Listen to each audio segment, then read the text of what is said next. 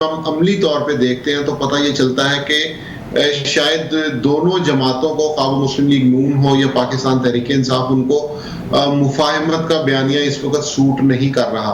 तहरीक इंसाफ के लिए मसला ये है कि वो अपोजिशन में इतने ज़्यादा इंतकाम का शिकार हो चुके हैं, अब उनके रहनुमाओं में से कोई मुफाहमत की बात करता है तो उसे अपनी जमात के अंदर से ही मुखालफत का सामना होता है।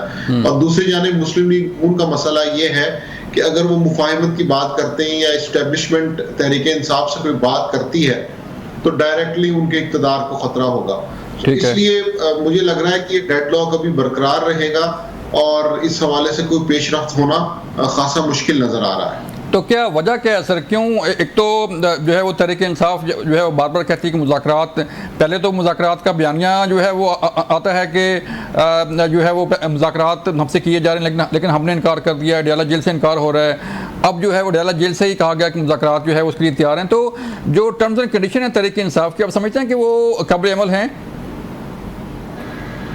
देखिए, हमेशा मुज़ाकरात में दोनों अतराफ से खासी भारी भरकम चीज़ें रखी जाती हैं, उसके बाद फिर छोटे छोटे पॉइंट्स के ऊपर इत्तेफाक होता है जिसे हम कॉन्फिडेंस बिल्डिंग मेजर्स कहते हैं, और उन पॉइंट्स के बाद चीज़ें आगे की तरफ जाती हैं। तो इसलिए ये सोचना कि तहरीक इंसाफ से मुज़ाकरात के नतीजे में कोई इमरान खान रिहा होंगे, मुझे ऐसा नहीं लगता। ये सारी बातें सिर्फ मेरा ख्याल है कि सियासी गुफ्तगू तक और बयानबाजी तक महदूद रहेंगी। उसकी वजह यही है कि इस वक्त तहरीक इंसाफ और मुस्लिम लीग नून दोनों इस मामले में संजीदा नजर नहीं आते कि ऐसा कौन सा ब्रेक थ्रू होगा या ऐसे कौन से पॉइंट्स होंगे जिन पे दोनों इत्तेफाक कर लेंगे।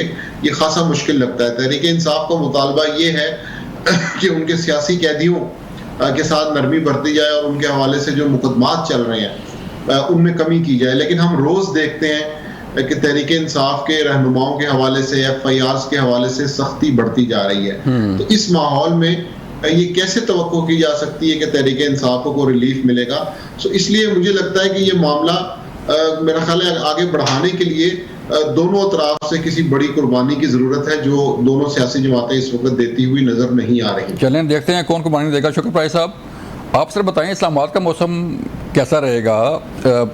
आपकी जो है वो सियासी इत्तेहादी पीपल्स पार्टी जो है वो पहले बड़ा खुशी के साथ उन्होंने वज़ीर-ए-आज़म का वोट दिया, उन्होंने कहा कि हम आपके साथ हैं सर, नहीं गिरने देंगे। और आपने देखा इससे पहले बजट आया और पीपल्स पार्टी उठ के चली गई और बिलावल साहब ने कहा जी कि मैं तो नहीं आ रहा, आप जाएँ, ये 2-3 बंदे हैं, इनसे गुजारा चला लें।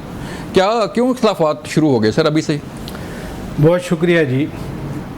PJ मीर साहब ने टैक्सेस की बात की और PJ मीर साहब भी मेरी तरह सादा आदमी हैं। वो कह रहे थे कि लोगों को पता हो कि टैक्स कहाँ जा रहा है तो लोग देंगे। हाँ। तो टैक्स का तो पता है कहाँ जा रहा है, यानी आप, मैं, माजिद निज़ामी साहब और ख़ुद PJ मीर साहब जो टैक्स देंगे, अब ज़्यादा हमें प्राइवेट सेक्टर को टैक्स देना पड़ेगा, वो सरकारी मुलाजमीन की जेब में जाएगा। इतनी सी बात है जिसका PJ मीर साहब को इल्म नहीं है।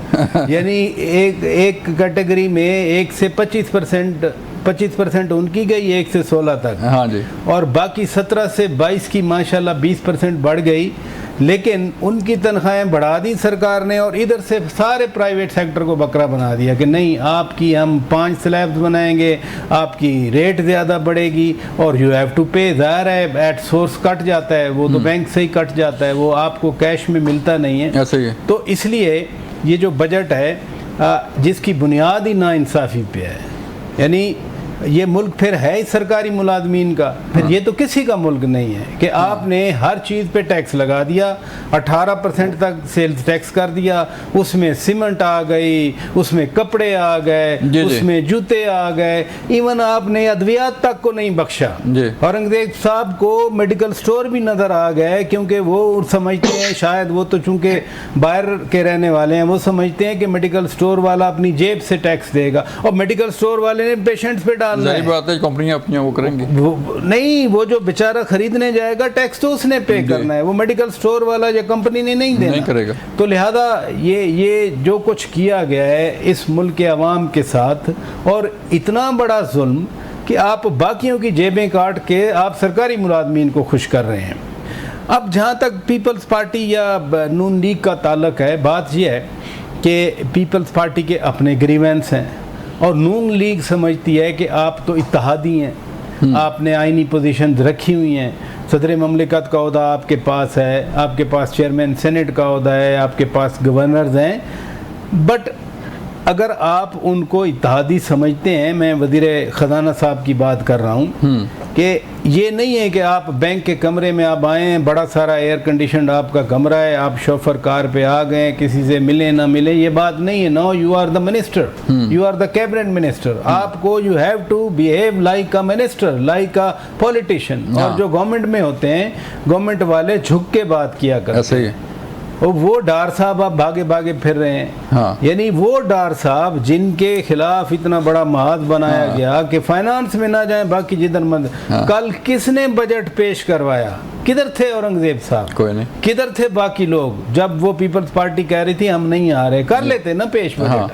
तो इसलिए जब पॉलिटिकल गवर्नमेंट होती है, पॉलिटिशियंस होते हैं, उसमें झुकना भी पड़ता है, रख रखाव भी करना पड़ता है, भरम भी रखना पड़ता है। ठीक है। ये खैर ऐसा खतरा नहीं है कि पीपल्स पार्टी बजट पास करते वक्त बाहर निकल जाएगी। पीपल्स पार्टी बजट पास करवाएगी, शो किए हैं ना, बट उनके जो कंसर्न है एज एलाइज, उनको तो एड्रेस करना पड़ेगा जी। तो सर क्या फिर जब मामला, जारी बात है, बजट पास होना है, पीपल पार्टी है, तहरीक इंसाफ का कल भी जो है पहले बजट पेश हुआ था, आपने देखा कि किस तरह के हंगामा रही है, तो कुछ माहौल कोई ठंडा होता हुआ नज़र आ रहा है कोई कि जो है ईद के बाद कुछ जो है वो सियासत कुछ ठंडी हो, जैसे तहरीक इंसाफ कह रही है कि हम सड़कों पर आ जाएंगे, वो प्लान भी कर रहे हैं कि हम जो है हमने को प्रोटेस्ट वगैरह करना है कोई? देखिए ना, प्रोटेस्ट के लिए जो उनके पास बंदा है वो है शेर अफजल खान मरवत।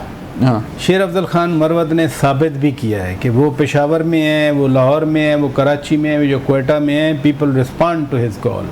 शेर अफजल खान मरवत को तो उन्होंने साइडलाइन कर दिया है कि आप इवन टॉक शोज में नहीं जा सकते, आप इवन कोई बातचीत नहीं कर सकते, आप सियासी बयान नहीं दे सकते।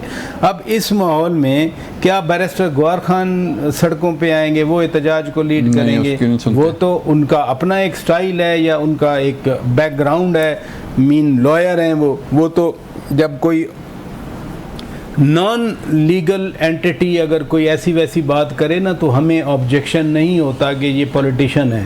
लेकिन नामवर कानूनदान सलमान अकरम राजा साहब हों, सरदार लतीफ़ खोसा साहब हों, बैरिस्टर गौहर खान हों, चौधरी एतजाज़ एहसन हों, हामिद खान साहब हों, बैरिस्टर अली ज़फ़र हों, जब वो अगर आइन से कानून से हट कर कोई और बात करनी, मसलन मैं अदालतों के हवाले से बात कर रहा हूँ कि जी अदालत को मानना है या नहीं मानना, अदालत का हुक्म आपको कैसा लगा, जब भी कोई लीगल बैकग्राउंड के सीनियर कानूनदान बात करेंगे उनकी बात में एक और आपको लहजा मिलेगा। एक नॉन लीगल एंटिटी के पॉलिटिशियन बात करेंगे वो तो ठोक वजह के बात करेंगे।